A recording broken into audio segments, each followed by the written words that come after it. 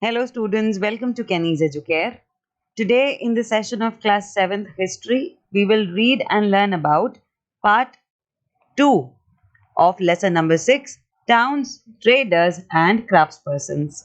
But before we start with this second part of chapter 6, we need to have a relook on what topics we have already covered till now, till chapter 6, okay?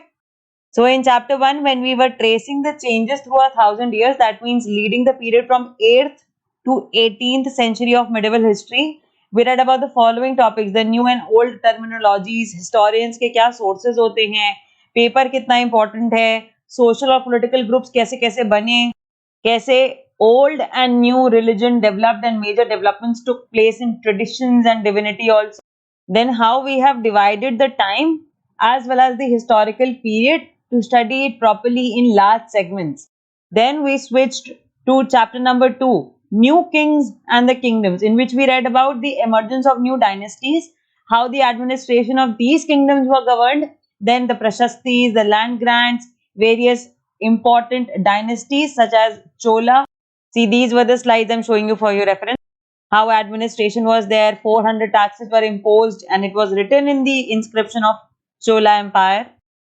The tripartite struggle we read during the warfare for the wealth, under which Gurjar Pratihar, Rashtrakuta and Pala dynasties fought for the control over Kannauj, क्योंकि वो इतना important strategic point था. We also read about the agriculture and the irrigation under the Cholas and the new developments in the field of agriculture. Then we saw a very interesting piece of information, the types of land under the Chola Empire: Velanvagai, Brahmadeya, Shalabhoga, Devadan, Palichandam. Then in the story of Elsewhere in chapter 2, we read about the Tang dynasty, which was very important for its bureaucratic ideas and administration. Okay. And in chapter 3, we read about Delhi Sultans, the entire table of rulers. Sultans आने से पहले there were few Rajput dynasties, the Tomars and the Chauhans, and then was established the Delhi Sultanate, under which the Turkish ruler came, the Khalji rulers came, the Tughlaq rulers came, the Sayyids came, then the Lodhis came. We also took a closer look at the administration and the consolidation under the Khaljis and Tughlaqs की सल्तनत जो था ना, बहुत consolidate हो गया था Khaljis and Tughlaqs के अंतर्गत, right? During their reign, it was highly consolidated and it was restricted to some or the other part of the territory. And then there was a turn. इसके बाद Lodhis आते हैं, इसके बाद Sayyids and Lodhis आते हैं. So it was a turn from the Turkish rulers. Then in chapter 4, we read about the Mughal Empire, how they established themselves, what was their extent of rule, Mughals take on their descendants. Then the most important, their military campaigns, which made them the most mighty and powerful, under which separately we read about the major campaigns and events of Babur, Humayun, Akbar,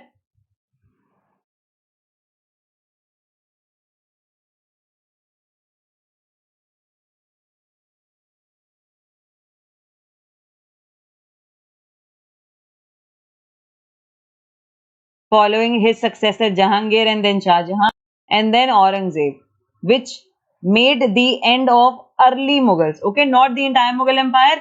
Early Mughals ended with the reign of Aurangzeb. Then we reached out to the topic, the Mughal relations with other rulers. How were they along with the other rulers? Then we read that how they organized their army and their revenue system, under which we read the Mansabdari and the Jagirdari system. We also saw the meaning of Zat, Sawar, Jagir, and then the revenue administration under the Zat and Zamindari system, where taxation was imposed, and Akbar's most important revenue minister, Todarmal.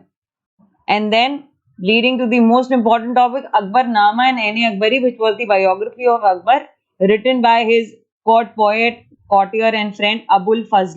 After their revenue administration, we got a closer look at Akbar's policy. Then we read his ideas and his efforts towards the religious unity and religious literature, in which we read about the Ibadat Khana, and we also read about Sulh-e-Kul, the concept of universal peace. This was the review from Jahangir towards Akbar's idea of universal peace. We also read Noor Jahan's influence in Jahangir's court. Noor Jahan was wife of Jahangir. Then hopping on to a very important topic, that what was the image of Mughal Empire in the 17th century and afterwards. And in the story of Elsewhere, we read about the contemporary monarchs around the Mughal Empire. ठीक है, Mughal empire के दौरान दुनिया में और कौन कौन से monarchs थे? The Ottoman Empire, the Sultan Suleiman, the European state, the Hungary state, the Austria state, Baghdad, Iraq, and everything. Okay. Then in chapter 5, we read about the rulers and the buildings, the engineering skills and construction, the introduction to Qutub Minar being built by Qutbuddin Aibak. Then in the engineering skills and construction, we read about the trabeat or the cobbled form. And the other form we read about was the arcuate principle. Then in this 5th chapter, we read about building temples, mosques, and tanks, and why most of the time temples were targeted by the enemy kingdoms. We also saw different regions and their different empires and their architectural styles, and further leading to cross-fertilization of artistic forms and architectural styles when Mughal took over major parts of the region. Then finally reaching to chapter 6, part 1, in towns, traders and craftspersons, we read about the administrative centers, the temple towns, the pilgrimage centers, then a network of small towns, how taxes were imposed on markets, and what big and small traders were. Then we read about a very important trade center, Kabul, and then we read about the crafts in town. This was the map regarding the important centers of trade and artisanal production in Central and South India. We also read the importance of Thanjavur as a administrative center also, as a commercial center also, and as a temple town also. We also read about the lost wax technique with the help of which various bronze statues were made. Then we read from how 8th century onwards subcontinent started having various small towns, and there was a clear network of small towns creating a commercial market. Then we read about some big as well as small traders, including Banjaras, Nandesi, Chettiars, Marwadi, Oswal. Then further including the Gujarati traders, the Hindu Banyas, the Muslim Bohras, having their international connection with respect to trade. Reaching out to Kabul. Kabul and Kandahar were linked to the celebrated Silk Route, and hence it made Kabul a very important trade center. And then the most important topic of this chapter was the crafts in town, in which we read about the Bidar, from which the work called Bidri became very famous. Here is the image I showed you, a candle stand, brass with black overlay and a shawl border. We also read about the weavers, Saliyar, Kaikolars, which emerged very prosperous community during this period of time. And then in the end, we also read that how the fortunes of towns changed. Ahmedabad became a very important commercial center, whereas Thanjavur, which was a very important administrative and temple town, it lost its importance. And then further, when English East India Company took over control of major region of Indian subcontinent, various towns and cities lost their importance, lost their craft, as well as employment opportunities of the people. In this second part, we will read and learn about a closer look to Hampi, Masulipattnam and Surat, which were very famous trade as well as craft centers. We will read how Surat was the gateway to the west, how Masulipattnam had fishing opportunities but it had troubled waters. Then we will read about some new towns and traders and a story of Elsewhere, as we do in every chapter. We will read some associated keywords, and then we will recall the chapter with the help of some exercises. So let's get into the chapter. Okay, so let's have a closer look at Hampi, Masulipattnam and Surat, the most important center for traders and for the craftspersons and for various other international, or you can say foreign agents and traders as well. Starting with the architectural splendor of Hampi. Hampi is located in the Krishna Tungabhadra basin. So basically Krishna river aa rahi hoti hai, Tungabhadra river aa rahi hoti hai, aur uske basin mein there is this place called Hampi, which formed the nucleus of the Vijayanagar Empire, founded in 1336. Okay? The magnificent ruins at Hampi reveal a well fortified city. No mortar or cementing agent was used in the construction of these walls, and the technique followed was to wedge them together by interlocking. आप दीवारों को interlock करते हैं, but cement का इस्तेमाल नहीं किया गया है किसी भी building में. Talking about Hampi, Hampi was the nucleus point for the Vijayanagar Empire. जैसे मुगल Empire है north में, majorly covering the areas of north. Vijayanagar Empire was there controlling the region of this Krishna Tungabhadra basin. Hampi was the nucleus point for them. Hampi was a well fortified city. That means it was a walled city. ऐसे open नहीं था. So if there is a palace inside it, there is market, there are people, there are residential area, there are parks, there are factories, industries, army barracks, everything, and the entire city was fortified. ऐसे wall बनी हुई थी चारों ओर. Okay. But those walls did not had any mortar, did not have any cement. Okay, the construction of these walls was made with the help of a technique. और उस technique में क्या करते हैं? दीवारों को interlock करते हैं. The architecture of Hampi was distinctive. Buildings in the royal complex had splendid arches, domes, and pillared halls with niche for holding sculptures. They also had well-planned orchards and pleasure gardens with sculptural motifs such as lotus and corbels. In its heyday in the 15th-16th century, heyday का मतलब होता है वो period जिसमें आप अपने maximum success पे होते हैं, maximum peak of control पे होते हैं. Okay, so in its heyday in the 15th-16th century, Hampi bustled with commercial and cultural activities. खूब अच्छी market, where a lot of traders, a lot of opportunities, income opportunities, employment opportunities, a lot of craft opportunities, and all the flourishment of the city happened during this period. Muslim merchants, chettis, and agents of European traders, such as Portuguese, thronged the markets of the Hampi. Okay, so this was the best period. 15th to 16th century was the best period for Hampi. Talking about the cultural activities, temples were the hub of cultural activities and Devdasis performed before the deity. Devdasi क्या होती है? Temple की dancers. Devdasis performed before the deity. Royalty and masses in the many pillared halls in the Virupaksha temple. Virupaksha temple a form of Shiva temple है Hampi में ही. Okay, and cultural activities such as Devdasis used to dance before the deity and royalty and masses in the many pillared halls. तो ऐसे hall है. Hall में one side of the hall has this big Virupaksha temple and the entire Sabha used to sit in this hall and then Devdasis used to perform before the deity. The Mahanavami festival, known today as Navaratri in the south, was one of the most important festivals celebrated at Hampi. Archaeologists have found the Mahanavami platform where the king received guests and accepted tribute from subordinate chief. ठीक है, कैसे बड़ा सा function रखा जाता था Mahanavami platform पे, where king used to invite the guest and then he accepted tribute also from his subordinate chiefs throughout the region, whomsoever he called as guest in that festival. From here, he also watched dance and music performances as well as the wrestling bouts. So wrestling bouts also used to happen. Hampi fell into ruin, followed the defeat of Vijayanagar in the year 1565. 1565, Vijayanagar fell down and Hampi also fell down. Its great cultural as well as commercial activities also fell down by the Deccanese Sultans. Who defeated the Vijayanagar Empire? The Deccanese Sultans, the rulers of Golconda, Bijapur, Ahmednagar, Berar and Bidar. ये 5 नाम आपको हमेशा याद रखने हैं. So if I ask you ever who were the Deccanese Sultans? Golconda, Bijapur, Ahmednagar, Berar and Bidar. Alright.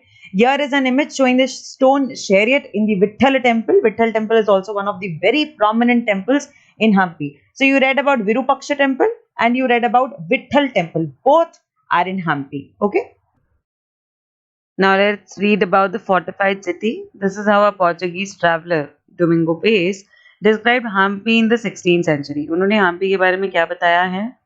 At the entrance of the gate, where those pass who come from Goa, this king has made within it a very strong city, fortified with walls and towers. These walls are not like those of other cities, but are made of very strong masonry, such as would be found in few other parts. And inside, very beautiful row of buildings made after their manner with flat roofs.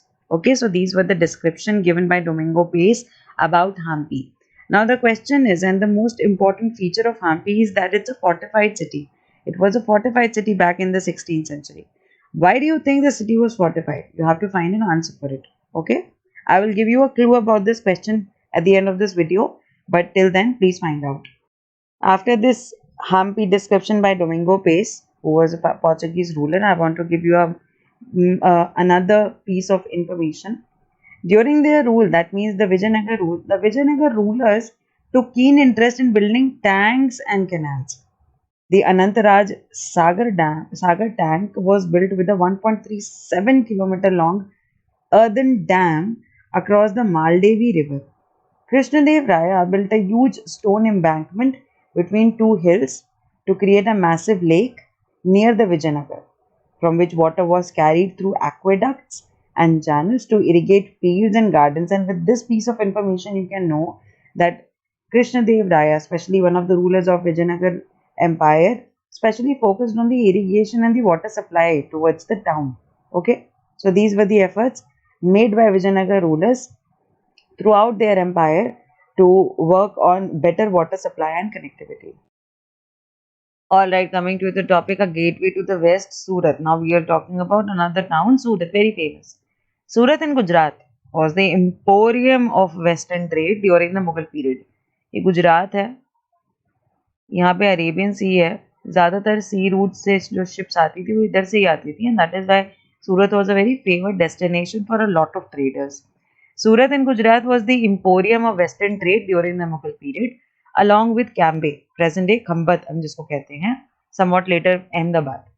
Surat was the gateway for trade with West Asia via the Gulf of Ormuz. यहीं पे एक gulf है और उसको हम gulf of ऑर्मुज कहते हैं. Gulf क्या होता है मैं बताती हूँ अभी. गल्फ ऑफ ऑर्मुज लोकेशन क्या है ये भी बताती हूँ मैं अभी, don't worry. Surat has also been called the gate to Mecca. ऐसा क्यों? मेका का तो रास्ता यहाँ है भी नहीं, मेका तो बहुत दूर है यहाँ से. ऐसा इसलिए कहा जाता था because the ships use to set sail from here. Okay, and people use to come to Surat then took a ship to go to Mecca. That is why it was also known as the gate to Mecca. The city was cosmopolitan and people of all caste and creed used to live here. In the 17th century, the Portuguese, Dutch and English had their factories and warehouses at Surat. ये बहुत बड़ा trading center था और बहुत सारे European companies and traders की अपनी यहाँ फैक्ट्री और वेयरहाउस हुआ करते थे. According to the English chronicler Ovington, who wrote an account of the port in 1689, on average 100 ships of different countries could be found anchored at the port at any given point of time. आप किसी भी point पे check कर लो, अगर सूरत में, ऐसा ओविंगटन कहते हैं, दैट आप कभी भी चेक करोगे ना सूरत के पोर्ट पे, you will find nearly 100 ships. अलग अलग कंट्री की शिप्स खड़ी होती थी सूरत के पोर्ट पे. It was such a busy trade centre and sea port. Now यहाँ पे there is a word called emporium. Emporium क्या होता है? A place where goods from diverse production centers are bought and sold. हम उसे emporium कहते हैं. Another word is given hundi, जो अभी आप आगे पढ़ोगे. हुंडी क्या होता है? I will tell you just for now. हुंडी एक नोट होता है recording a deposit made by a person. ठीक है, एक ऐसे नोट होता है जिसमें लिखा होता है कि इन्होंने हमको 200 रुपए दिए. Okay, the amount deposited can be claimed in another place by presenting the record of the deposit. अब मान लो फॉर एग्जाम्पल आपने मुझसे ये प्रोडक्ट खरीदा, ठीक है, और आपने मुझसे ये प्रोडक्ट खरीदा और आपने मुझे ये 200 रुपीज़ का, ऐसे 200 रुपीज़ नहीं बट ऐसे 200 वैल्यू का एक हुंडी दे दिया. Right now you are coming to pick this product. अब आप ये प्रोडक्ट खरीद वापस उठाने आ रहे हो, that now I will take it. So you have to show me this hundi, then only I will allow you to take it. Okay, so hundi is basically a kind of financial instrument which you can use to pay for any sale or purchase. Acha, there were also several retail and wholesale shops also selling the cotton textiles. The textiles of Surat were very famous, especially for their gold lace border, जिसको हम जरी work कहते हैं. So basically if there is a piece of cloth, यहाँ पे कुछ ऐसे जरी का काम कर रखा होता है, that means they use to make borders of gold lace. Gold की लेस बनाई जाती थी और उससे बॉर्डर करते थे over the textile. And this zari work specially had a market in West Asia, Africa and Europe. It was that much famous. The state built numerous rest houses also to take care of the needs of people from all over the world who came to the city. ठीक है, because visitors आते थे and that is why all these rest houses were made so that people can rest. There were magnificent buildings and innumerable pleasure parks also. Pleasure parks भी होते थे, लोग जाके वहाँ पे मस्ती कर सकते हैं. The Kathiawar Seth or Mahajan, that means the money changers, had huge banking houses at Surat for all the financial help and financial services. It is noteworthy that the Surat Hundis were honored in the far off markets of Cairo in Egypt, Basra in Iraq, and Antwerp in Belgium also. Hundis basically एक financial instrument है with the help of which you can pay. जैसे आपके पास cash होता है, आपके पास check होता है, you have debit card to pay, right? Similarly, hundis were also a kind of financial instrument with the help of which you can pay for the trade. And hundis were very famous in Surat. ये महाजन वगैरह लोगों ने they basically came up with the idea of issuing hundis to people so that they can pay for the trade. Hundis were so popular that they were honored in Egypt, in Iraq, and in Belgium also. However, Surat began to decline towards the end of 17th century. This was because of many factors: the loss of market and productivity because of the decline of Mughal Empire. 17th century तक सूरत used to started declining, उसका market decline होने लगा था. क्यों? Because the major empire of India, Mughal Empire, was also declining. The control of the sea routes by the Portuguese and competition from Bombay, which is present-day Mumbai, where the English East India Company shifted its headquarters in 1668. Today, Surat is a bustling commercial center, लेकिन उस time पे because of tough competition from Bombay, then sea routes पे Portuguese का control आ जाना, then English East India Company shifting its headquarters to Bombay, and that is why Mumbai flourishing more with respect to Surat. सूरत के comparison में बॉम्बे बहुत ज़्यादा flourish करने लग गया था because English east India company had their work settled in Bombay and English east India company had a great business. तो जिसका बहुत बड़ा बिजनेस होता है और वो जिस सिटी में रहता है वो सिटी ज़्यादा फ्लरिश करेगी ना. That is why Surat started declining. Now we will be reading about Masulipattnam, which was very famous for its troubled waters, but was very famous for its fishing purposes. Fishing in troubled waters. So fishing was a great activity, but the waters were troublesome in Masulipattnam. The town of Masulipattnam or Machilipatnam, literally the fish port town, lay on the delta of Krishna River. Okay, we read about Hampi, which was in the basin of Krishna and Tungabhadra River.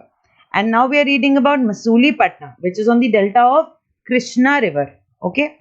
In the 17th century, it was a center of intense activity. Both the Dutch as well as the English East India Companies attempted to control Masulipattnam as it became the most important port on the Andhra coast. So this is the Deccan region of India, and here is Andhra Pradesh. Somewhere here is Masulipattnam, okay, and it was the most important port on the Andhra coast at that point of time. The fort at Masulipattnam was built by Dutch, okay. Masulipattnam पे greater control English ने पाया था, but the fort was built by Dutch people. The Qutub Shahi rulers of Golconda imposed royal monopolies on the sale of textile, spices, and other items to prevent the trade passing completely into the hands of the various East India companies. The rulers of Golconda saw that various foreign traders are coming to Masulipattnam for trade services, right? And he thought that if they will continue trading all these things, maybe the entire trade, the greater share of the trade will be handed over in the hands of East India companies. So I need to put some taxation on the items getting exported or imported.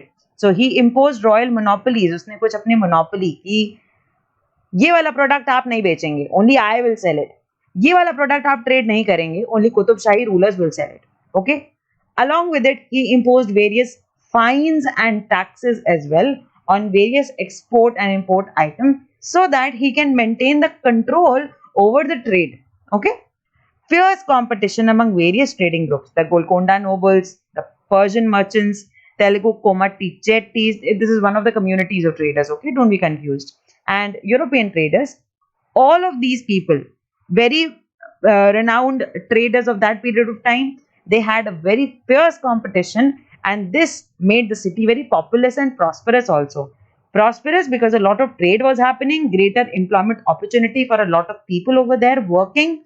Plus, it made the city populous also because now all these people will settle in Masulipatam because of the trade benefits, right? Now, as the Mughals began to extend their power to Golconda, their representative, the governor Mir Jumla, who was also a merchant, began to play off the Dutch and the English against each other. Mir Jumla ने बोला यार इन लोगों को भगाना मुश्किल है. What I can do is I can make them fight against each other. So he did it. In 1686 to 1687, Mughal Emperor Aurangzeb annexed Golconda, or finally Mughals took control over Golconda and the major ports around it.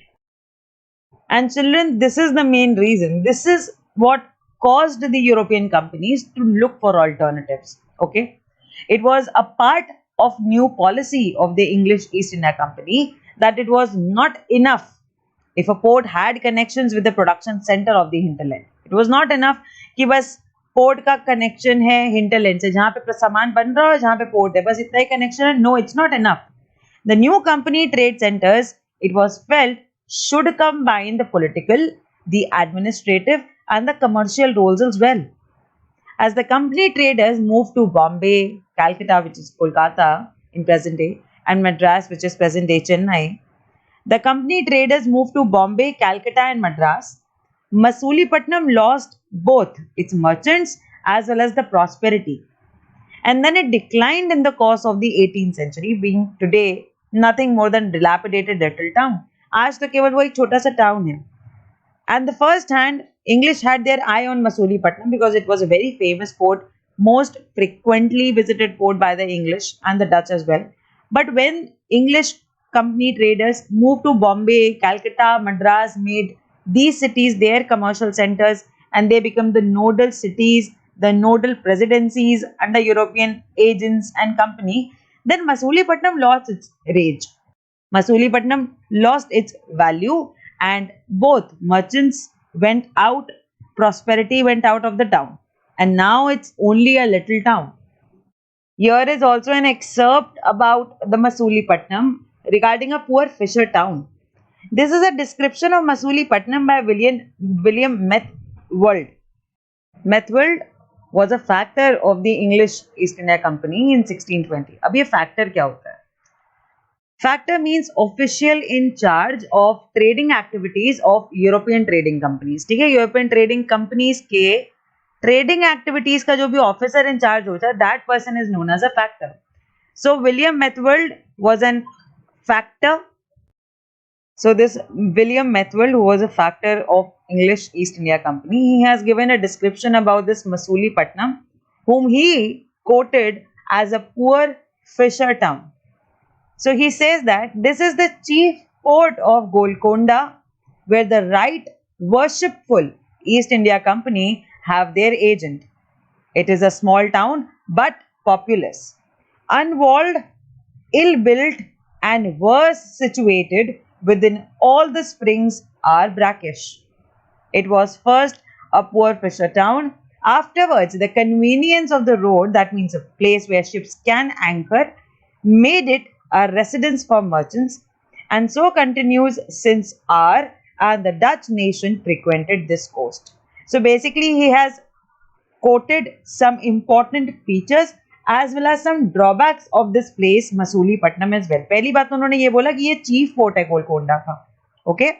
Then he said that this port now has an agent from the English East India Company. Then he told us that it's a small town. Masulipatnam एक छोटा town है but populace है, बहुत बहुत लोग रहते हैं यहाँ पे, पॉपुलस है. Second he says that Masulipatnam is unwalled, कोई वॉल्स नहीं, कोई फोर्टिफाइड सिटी नहीं है, ये ऐसे ओपन है, एनीवन कैन कम, वॉल्ड नहीं है. Third he said that it is ill built. The Masulipatnam, the structure of Masulipatnam is not planned, not well planned, it's ill built.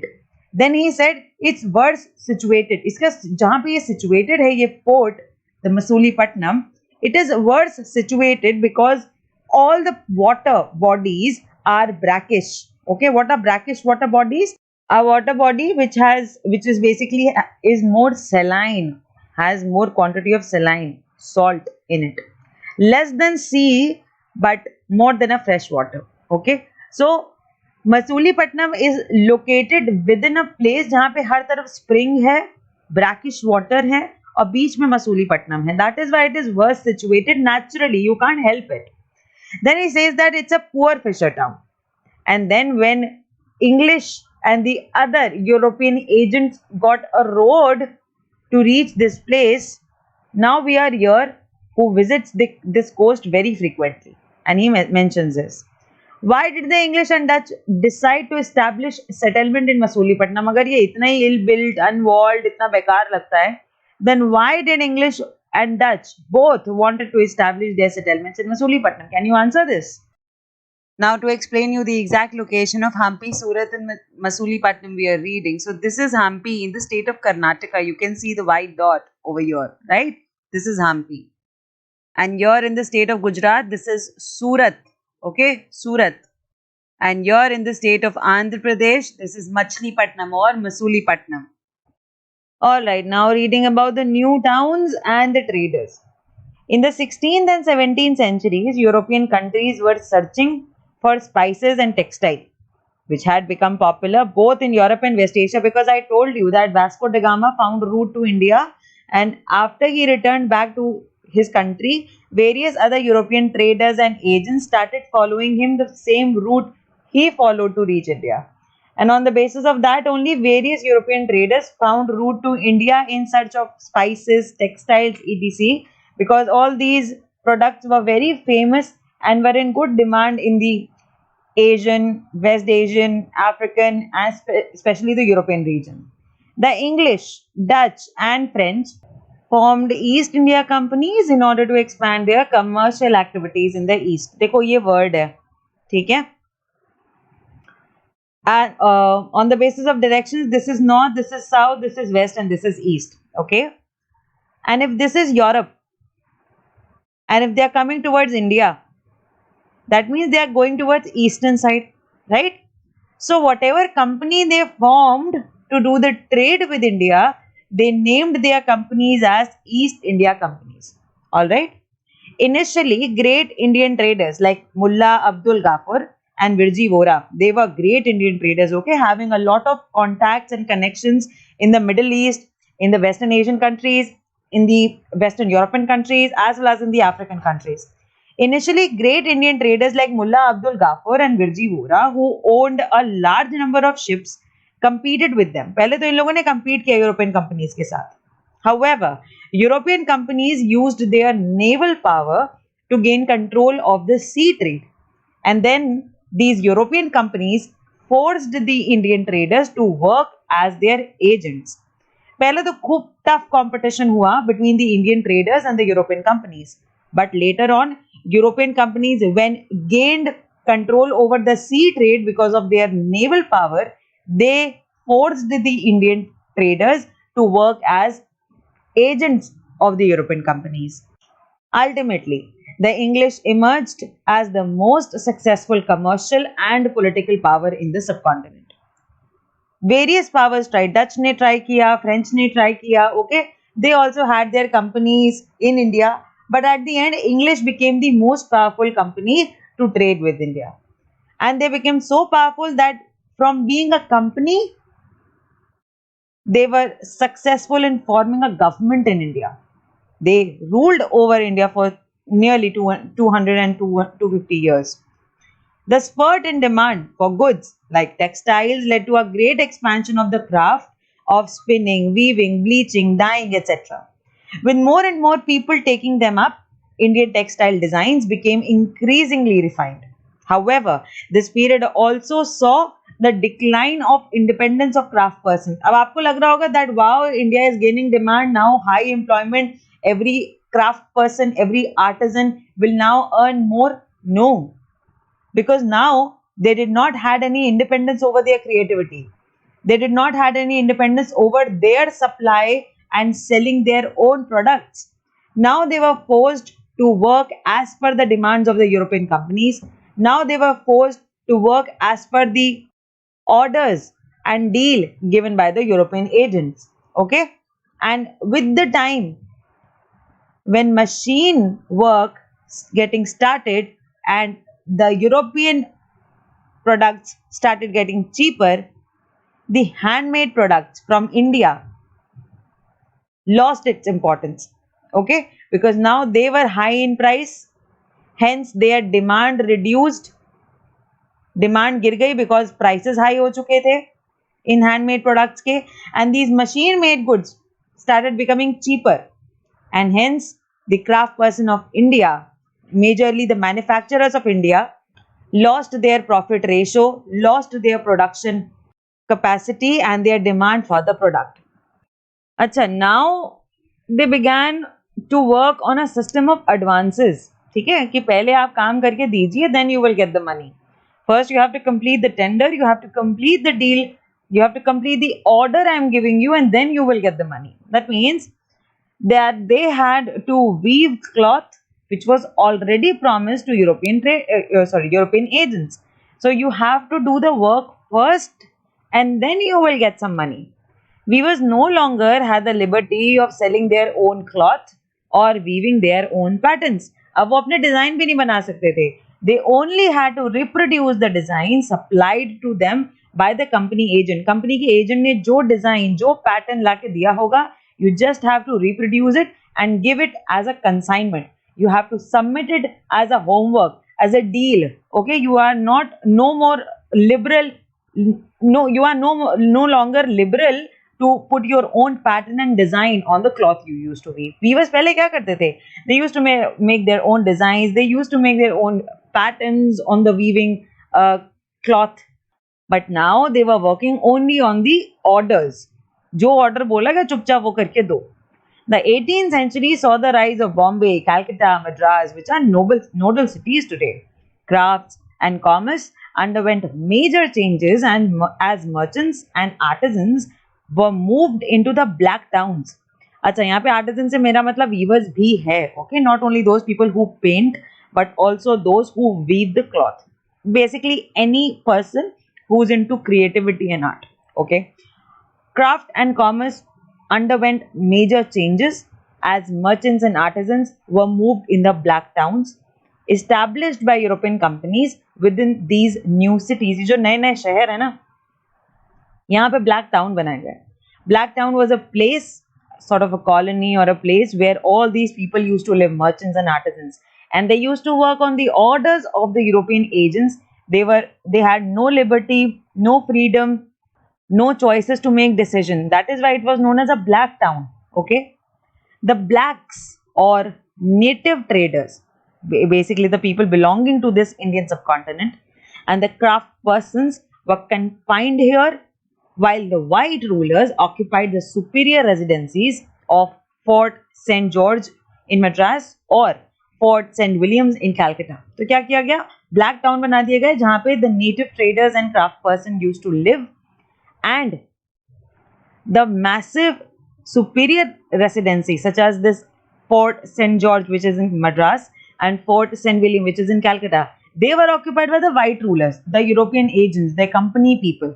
Okay, the story of crafts and commerce in the 18th century will be taken up next year. A lot of changes happened. How this oppression over the merchants and the craft person continued and reached to a very high peak. We will read about this in the part of modern history, which is a syllabus of your next standard. Okay, modern history. We will read that how English and various other company agents suppressed the local natives, especially the craft persons, on their orders and wishes. Here is an image shown a Bombay street, early 19th century. Okay, where you can see the native workers are here, and only the black people, that means the people belonging to our race, to the Indian subcontinent, are living in this area, and it's a black town. Okay, now coming on to the story of elsewhere, because we read this chapter about various towns and mostly about the traders and craft persons in the country, we will read about two very famous European sailors come traders who were finding routes to various land and continent. Okay, So reading about Vasco da Gama and Christopher Columbus. हो सकता है आप लोगों ने इनका नाम पहले भी सुना हो, but I will give you a few information about these two people. So in the 15th century, European sailors undertook unprecedented explorations. Unprecedented मतलब इससे पहले किसी ने नहीं किया. No one did it before them. Okay, unprecedented मतलब इससे पहले कभी ऐसा नहीं हुआ था. So they took an unprecedented exploration of the sea routes. They explored the sea route and not the land route. Okay. They were driven by the desire to find ways of reaching the Indian subcontinent and obtaining the spices. Their major goal was to reach the Indian subcontinent because they read and heard a lot about the Indian land and the spices of India. Because Indian spices had a vast trade market in Europe, Africa, West Asia. We had a great market and trade of craft as well in the West Asia. We read it in the chapter also. And hence they wanted to know what is India. We want to go to India and we want to find the spices in India. Vasco da Gama was a Portuguese sailor. He belonged to Portugal. Okay. Vasco da Gama was a Portuguese sailor.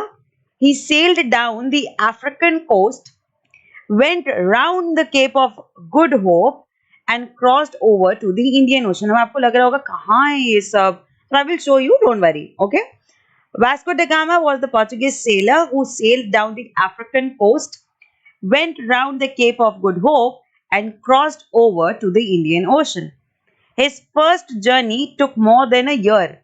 He reached Calicut in 1498 and returned to Lisbon. Lisbon is the capital of Portugal. Okay. So basically, he covered the area of the African coast.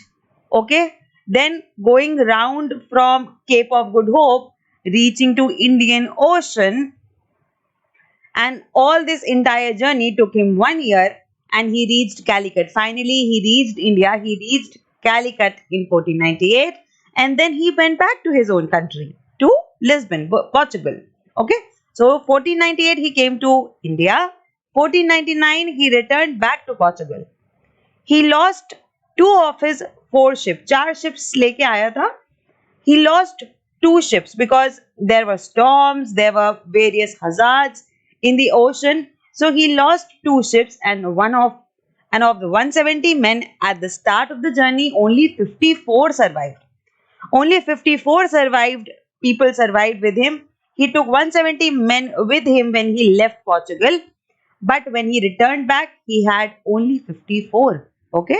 So there was a major count of death loss as well in this journey, in this exploration of sea route.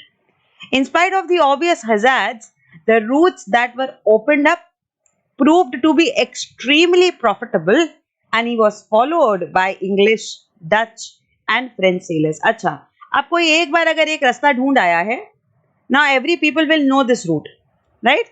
So every other person will also come to India with the same route, following the market, looking for spices and other trade and craft, right? So after Vasco da Gama, who was Portuguese, English people, Dutch people, French sailors, they all also followed the same route coming to the Indian subcontinent. The search for sea routes to India had another unexpected fallout also. What is that? We'll read about it. On the assumption that the earth was round, Christopher Columbus, an Italian, decided to sail westwards across the Atlantic Ocean to find a route to India. So what happened was, Christopher knew that earth is round and if Italy is over here, he took the western route. That means towards the present day United States of America, okay, towards the Atlantic Ocean. He landed in West Indies, which got their name because of this confusion only in 1492. वो यहाँ कहीं पहुँचा West Indies में, okay? And when he reached there, he got to know that this is not India and I have come to the western land. So he named that land as West Indies, okay, in 1492. So basically he wanted to find and search the route to India. Christopher Columbus wanted to find the route to India, but got the lands of West Indies, okay. He was followed by sailors and conquerors from Spain and Portugal. Similar, just very similar like Vasco da Gama. Vasco da Gama was followed by English, Dutch, and French sailors, and over here, Christopher Columbus was followed by Spain and Portugal conquerors and sailors who occupied large parts of Central America as well as South America, often destroying earlier settlements in the area as well. So basically, when he found the route to West Indies and to the route to America, various other sailors and conquerors also came from Spain and Portugal who took control over this American piece of land, especially the Central and South American region. They also destroyed the earlier settlements in that area as well. Okay, so this is how the routes were founded by sailors and traders and sea explorers. Children, you saw Vasco da Gama. This is Christopher Columbus, okay, who instead of coming towards the Arabian Sea took the route to Atlantic and then found American region. Okay, at the end of the chapter, let's read some associated keywords also. So here are temple towns, urbanization, Vishwakarma, Emporium, and the Black Town. Okay, you should know the related meanings and the references of these words with regard to the chapter. Okay, students. So at the end of the chapter, let's recall the chapter with the help of some exercises. So first is fill in the blanks.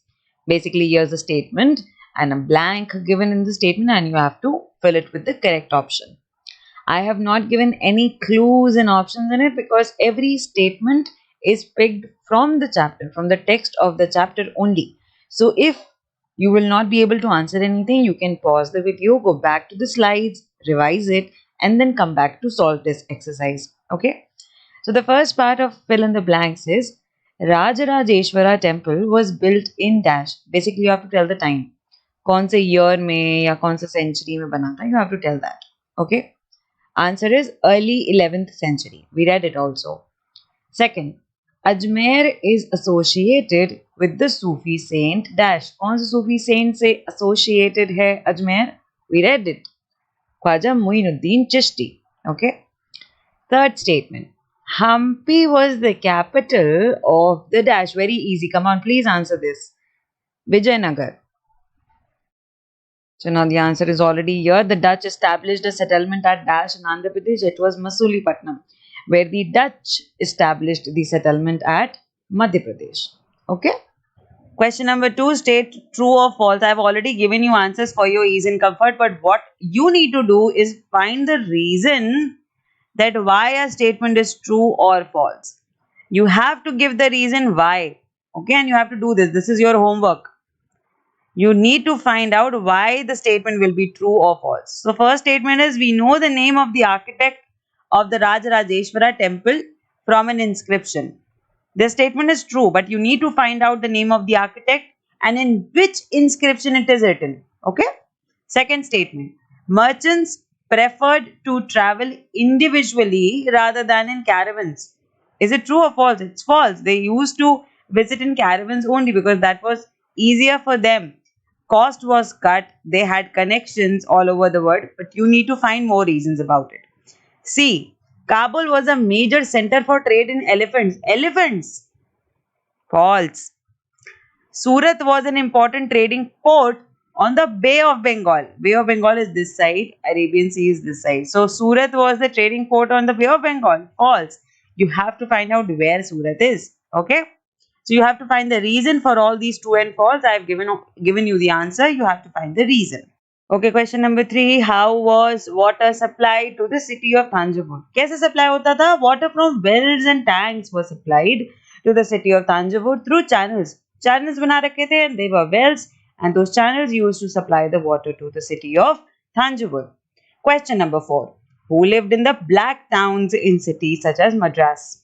कौन रहता था? Simple answer. Merchants, artisans, weavers, the native traders, the craftspersons, all these people used to live in the black towns because they were the main manufacturing and production intensive unit working for the trade material. Okay. Question number 5. Why do you think towns grew around temple? But an important question hai. And we have covered it various times as well, that how is it possible that if there's a temple, there's a town emerging around it?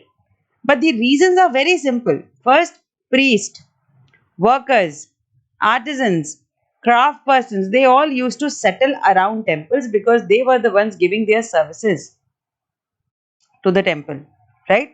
Second reason, several shops came up around the temple to cater to the needs of pilgrim and priest. आपने देखा होगा कोई भी बड़ा मंदिर होता है वहां पे मार्केट जरूर होती है, because if there is a temple, people will come, the pilgrims, the priests, the visitors will visit the temple, they will come and worship the Lord in the temple, and when they will worship, they will come to the temple, they may or may not need few things, and hence for that market was also established. बहुत सारी shop लग जाती हैं मिठाई की, प्रसाद की, फूल की, sometimes the clothing and everything. So basically an entire market establishes around a temple in most of the cases, and this is how towns in the historical period of time grew around a temple. Okay, and Thanjavur is the best example for it. Coming on to question number six, how important were craftspersons for the building and maintenance of temples? Buildings and temples के maintenance के लिए craft person कैसे important है? You have to tell. Craft persons played an important role in the building and maintenance of temples.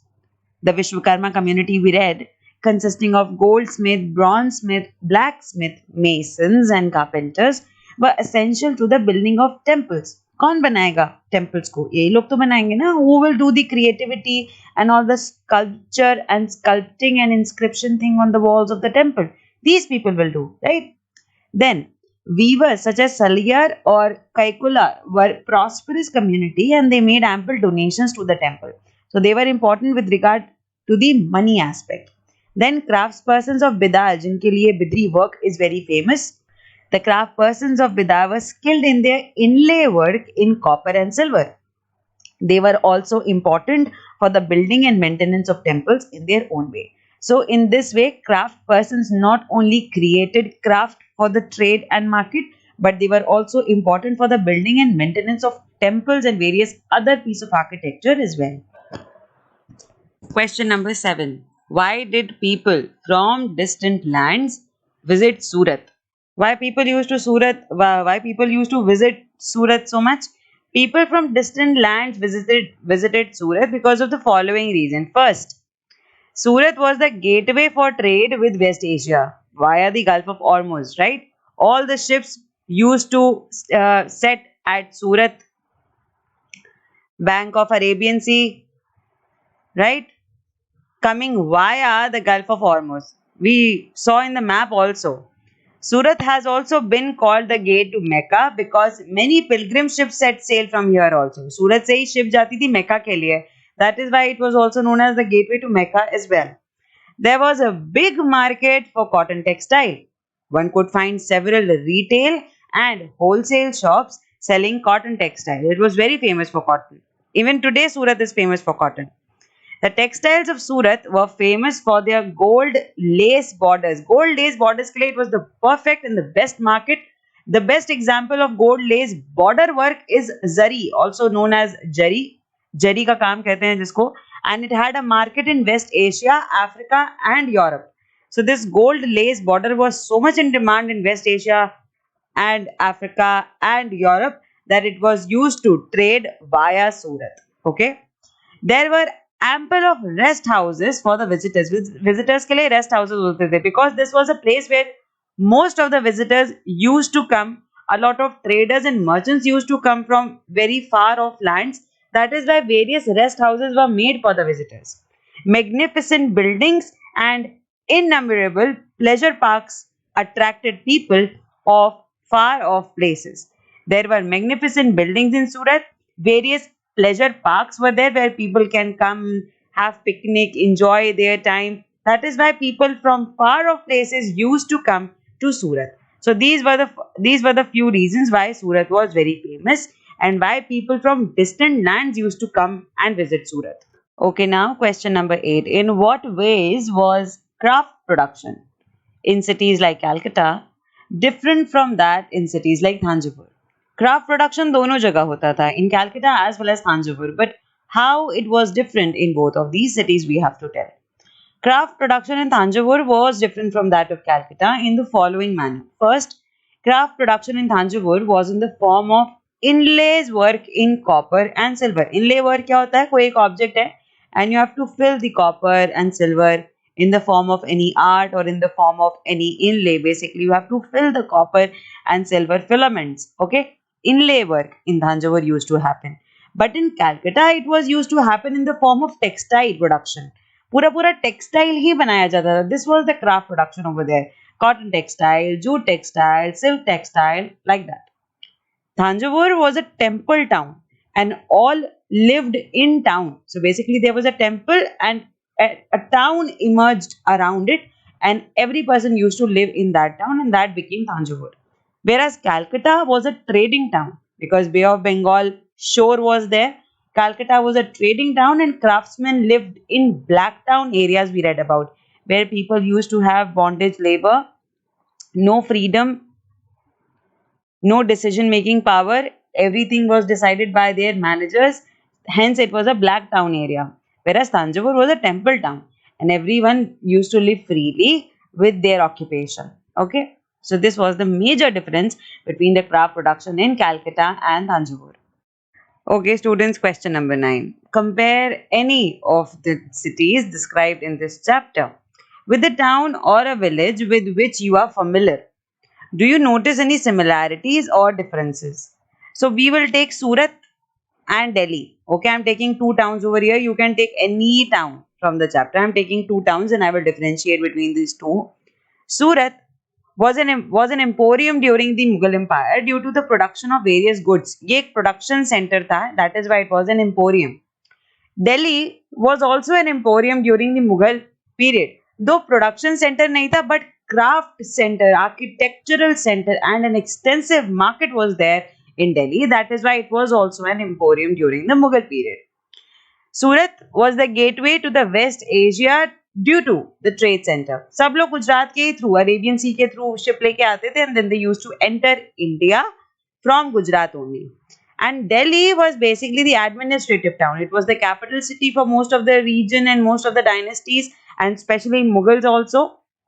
It was a very important place to govern, so it was an administrative town. Surat was a cosmopolitan city. Delhi was also a cosmopolitan city because various facilities, various level of infrastructure, and a mass level of population used to live in these cities. Okay. Surat had factories and warehouses. Delhi also had factories and warehouses.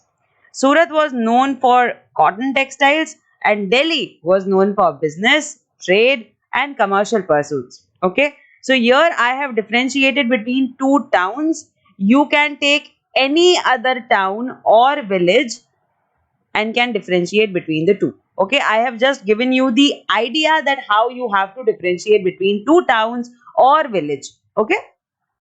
Coming on to question number 10, what were the problems encountered by the merchants? Do you think some of these problems persist today as well? So the answer is during that period, various problems were faced by the merchants. Number 1, the state was regulated and governed by the European companies. The European company formed a black town where the merchants, artisans, weavers and craftspersons were forced to live. They were not allowed to live anywhere else in the state because there was labor, there was bondage labor. A bond was signed that you can't leave the place. They were discriminated on the basis of their color, caste, and creed. They were not allowed to make anything on the basis of their choice. They used to make craft based on the sample provided by the European companies. They were not independent and were not free to take their own decision. These type of problems do not persist today because the people nowadays are well educated and there is no difference on the basis of caste, color and creed. Also, we have law which restricts all these kind of activities and all these kind of trade practices. That is why these problems does not persist today, but they were very prevalent at that period of history. Okay. Okay, students, ये आपका word, ये आपका country India, and for Gulf of Hormuz, we'll go towards the little western side, or you can say Middle Eastern side. ये UAE United Arab Emirates दिख रहा है और ये पर्शियन गल्फ दिख रहा है। इसी में there is this inlet near Dubai. Persian Gulf है यहाँ पे गल्फ ऑफ ओमान है और बीच में ये जो इनलेट है ना सी की नियर दुबई, यही गल्फ ऑफ ऑर्मुज है। ठीक है, गल्फ ऑफ ऑर्मुज या गल्फ क्या होता है? गल्फ क्या होता है? कोई भी वाटर की इनलेट जहां पे पास में जमीन भी हो, ऐसी इनलेट को। So Gulf of Oman, Persian Gulf, इन दोनों के बीच में पड़ता है गल्फ ऑफ ऑर्मुज। ठीक है, जूम आउट करके एक बार देखो,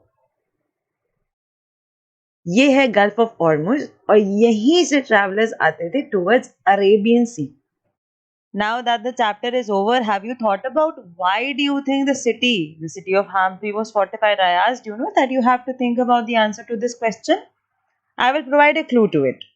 Now there is one point to the answer, that Hampi was a trade as well as temple town, and temples were the centers of wealth and the honor of kings. As we've already read, the temples were so important and they showed the might of the king. In order to protect the people from the attack of the enemy, the town Hampi was fortified. Okay, this is one point. Second point ये रहता है that king has to show his valor, his wealth, okay, his prestige. That is why also most of the towns and especially Hampi was fortified. Alright students, so with this we have come to the end of part 2 of lesson number 6. And with this, lesson number 6 is completed. Thank you. Revise well. Happy learning. We'll see you in the next one.